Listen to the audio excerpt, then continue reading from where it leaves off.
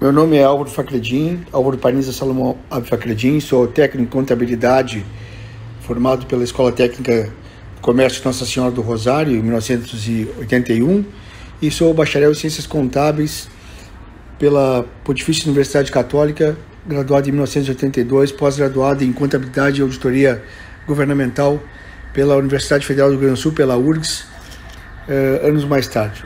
Bom, em relação às perguntas, quais são os valores universais dessa profissão e o que faz parte do seu juramento?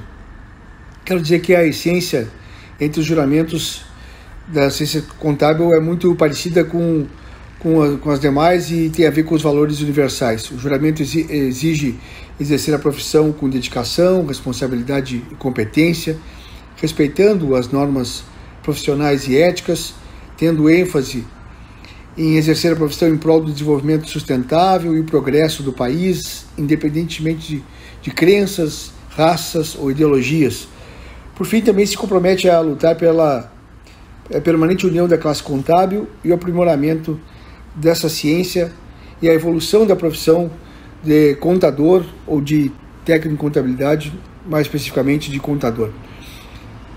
Em relação à pergunta que se refere a quais são os impactos sociais, econômicos, ambientais, ecológicos e humanitários dessa profissão, quero dizer que essa ciência, por ser ela que envolve pessoas jurídicas, ou seja, como médicos dessas pessoas, eu posso traçar um paralelo do médico com o médico de pessoas físicas com o médico de pessoas jurídicas, né? E dizer que essa profissão possui um impacto enorme em relação à sociedade que ela abriga nesse período, levando em consideração os dias atuais de pandemia. Houve fechamento de muitas empresas, praticamente 6,5% de todas as empresas do país fecharam, foram 600 mil empresas que fecharam, 9 mil postos de trabalho fecharam no Brasil nesse período de pandemia, e a função do contador nesse período ela é exatamente de orientar as empresas, os empresários, a encontrar soluções para que ela continue em atividade no mercado. Nesse mesmo raciocínio, cabe ao contador, por meio de cálculos e de análises, demonstrar ao empresário o impacto ambiental, o impacto ecológico, os impactos humanitários de sua ação dentro do contexto empresarial, tornando-se um importante fator disto dentro da empresa, ou seja, esses impactos são avaliados para fins de melhor a empresa se posicionar no mercado e também poder gerar benefício para toda a sociedade. Então, os impactos sociais, econômicos, ambientais, ecológicos e humanitários são realmente muito grandes na profissão de contador, porque envolve cuidar de pessoas jurídicas que, obviamente, são compostas de pessoas físicas, de pessoas naturais. Em relação à pergunta se eu já se vi diante de algum conflito de ética e como podemos enfrentar esse tipo de desafio, eu quero dizer que sim, nós somos deparados diariamente com conflitos éticos dentro da profissão, erros ao registrar algum dado, por exemplo, ou até mesmo decisões erradas no seu ambiente de trabalho, podem ser extremamente prejudiciais à empresa. A interpretação do problema é um fator muito importante nessa profissão.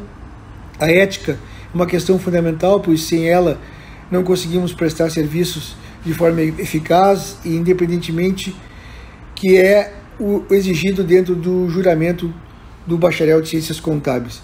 Sempre se depara com questões éticas, porque sempre se depara com a forma de interpretar essas questões, e isso é o mais importante, e estar dentro da ética é o fundamental nesse caso.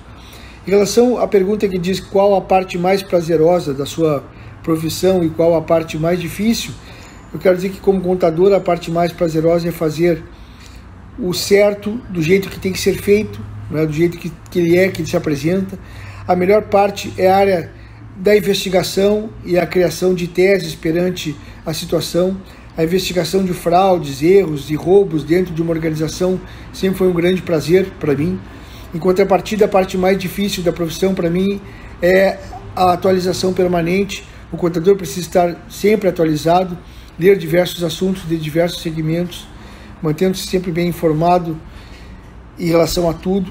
Em um mundo digital é difícil manter-se atualizado todos os dias devido à grande quantidade de informações derivadas da internet, seja na forma de leis ou mesmo em relação a novas ideias empresariais. Então, se manter atualizado no mundo globalizado é a parte mais difícil, e para mim fazer a parte da investigação das fraudes, ela é sempre uma parte prazerosa, porque envolve raciocínio, envolve a sutileza no investigar os números.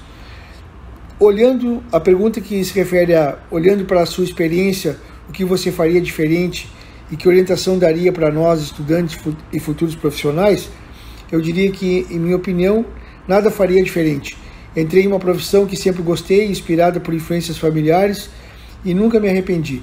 Entrei na área de auditoria, pois sempre gostei da parte de investigações e fazer o certo, sendo uma satisfação imensa para mim. Talvez, se tivesse a oportunidade de mudança de algo, faria outras faculdades para complementar o conhecimento do âmbito legislativo, aprofundando-me um pouco mais nesse campo. Como orientação para os estudantes, digo que busquem sempre o conhecimento, qualificação e a comunicação, e que busquem compreender o mercado nacional e internacional que lidam com a contabilidade. A qualificação e o conhecimento geram segurança, confiança e ideias para a defesa das suas teses. Então, se tiverem que melhorar, melhorem sempre a questão do estudo, da qualificação, especialmente na área da comunicação, que também é importante saber se comunicar bem, apresentar bem os resultados daquele trabalho que foi feito, e a comunicação cumpre um papel importante na qualificação do contador. Quais são as tendências dessa área no mercado de trabalho e na sociedade de uma forma geral, olhando para o futuro pós-Covid-19?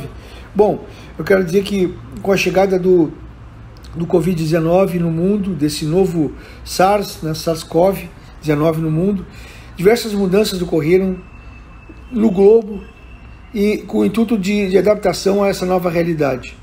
A nova estrutura de comunicação e trabalho virtual em casa tornou-se prática no mundo inteiro, e na minha área de trabalho não foi diferente.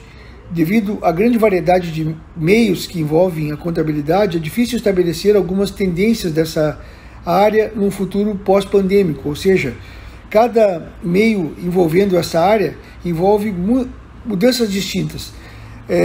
Se é na área médica, envolve questões que envolvem a área médica. Se é na área industrial, envolve questões ligadas à área industrial. Se é questões na área do comércio, envolve questões que envolverão o pós-pandemia na área do comércio, e dos serviços não é diferente. Entretanto, com relação às consequências econômicas geradas por parte da pandemia, diversas empresas, aí eu digo empresas privadas, e escritórios de contabilidade faliram devido à falta de clientes, resultando em uma nova adaptação ou desemprego desses profissionais.